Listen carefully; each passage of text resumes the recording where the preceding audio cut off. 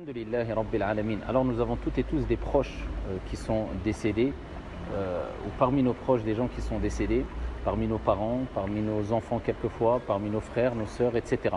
Et beaucoup se posent la question, qu'est-ce que je peux faire vraiment en leur faveur? Alors il y a plusieurs moyens afin d'être profitable pour les défunts. Il y a ad-du'a, bien sûr, les invocations, augmenter les invocations pour les défunts parmi ceux et celles que vous connaissez, et même celles et ceux parmi les croyants que vous ne connaissez pas. Et il y a aussi et surtout une chose spécifique à faire. Et c'est peut-être et sûrement la meilleure des choses. Cette chose-là a été mentionnée dans un hadith rapporté par l'imam Ahmed avec une chaîne de transmission jugée bonne. Un homme parmi les compagnons a interrogé le prophète alayhi salatu wassalam avec les propos suivants. Il dit: Ya Rasulallah, inna ummi matat. Ma mère, ma propre mère est décédée. Afa atasaddaqu anha. Est-ce que je peux donner des aumônes en sa faveur? Le prophète alayhi salatu wassalam a répondu par l'affirmatif. Il dit na'am. Et le compagnon a poursuivi et il dit: Ya Rasulallah, fa ayyu sadaqati afdal.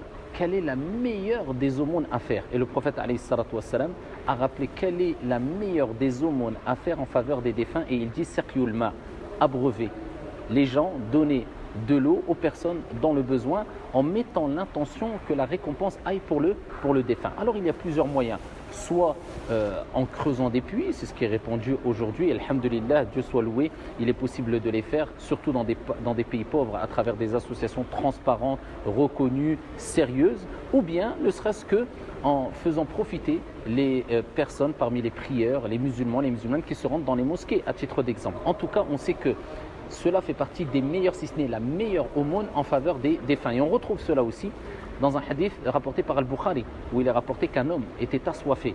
Et il a trouvé un puits, et il s'est rendu dans ce puits, et il est descendu afin de prendre de l'eau, et il a étanché sa soif. Ensuite, il voit devant lui un chien qui a été dans la même situation, qui était assoiffé. Et il a pris sa chaussure ou sa chausson, donc ses souliers, et il est descendu avec dans le puits.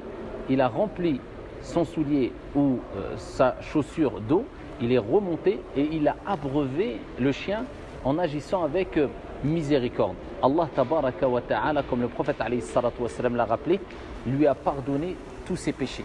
Parce qu'il a agi avec miséricorde envers un animal, que dire envers un être humain? À travers quelle aumône?